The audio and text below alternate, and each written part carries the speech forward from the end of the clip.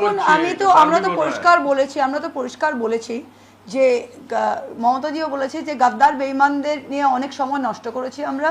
এখন আমরা সময় নষ্ট করতেছি না, গাদ্দার বেঈমানরা নিজের পথে হাঁটছে, নিজের পথে হাঁটুক। আমার একটাই শুধু প্রশ্ন যে যদি এত এখন পশ্চিমবাংলায় দেখা যাচ্ছে যখনই আমি এলাকায় যাব বা কীর্তি যাবে বা কুণাল যাবে বা কেউ তৃণমূলের যারা আসল তৃণমূল যাবে, তখন বিজেপি গ্রুপে গ্রুপে লোক রাখিয়ে তাদের পাথর ফেলা, ডিম ফেলা, এই মব ভায়োলেন্স, লিঞ্চিং করা, এটা আপনারা দেখতে পাচ্ছেন। আর যখন গদ্দার টিম, বেঈমান টিমের লোকেরা যাচ্ছে, তাদের কিন্তু আগলে সেন্ট্রাল পুলিশ নিয়ে যাচ্ছে, তাদের কিন্তু কোনো ডেঞ্জার নেই। এটা কিন্তু সবাই বুঝতে পারছে, এটা সবাই বুঝতে পারছে।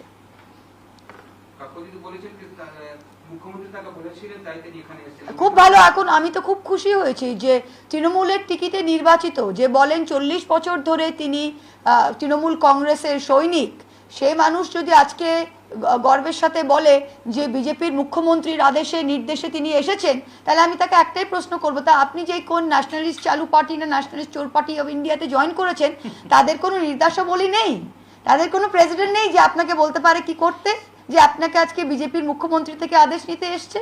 যাই হোক, যার কথাই শুনে হোক, আপনি গেছেন, আমরা খুশি। আচ্ছা, নেক্সট প্রশ্ন। একটা টপিক নিয়ে এত প্রশ্ন করেন না, খুব ভালো। আস্থা রাখতেই হবে। এখন মুখ্যমন্ত্রীর বিজেপি ছাড়া তারা কাদের উপর আস্থা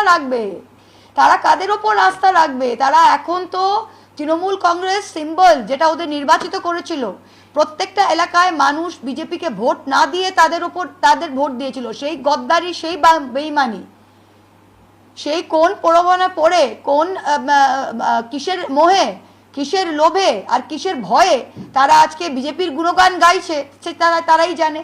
তারা আস্থা তো এখন মুখ্যমন্ত্রীর আস্থা তো বিজেপি, নয়তো কেউ যাবে জেলে,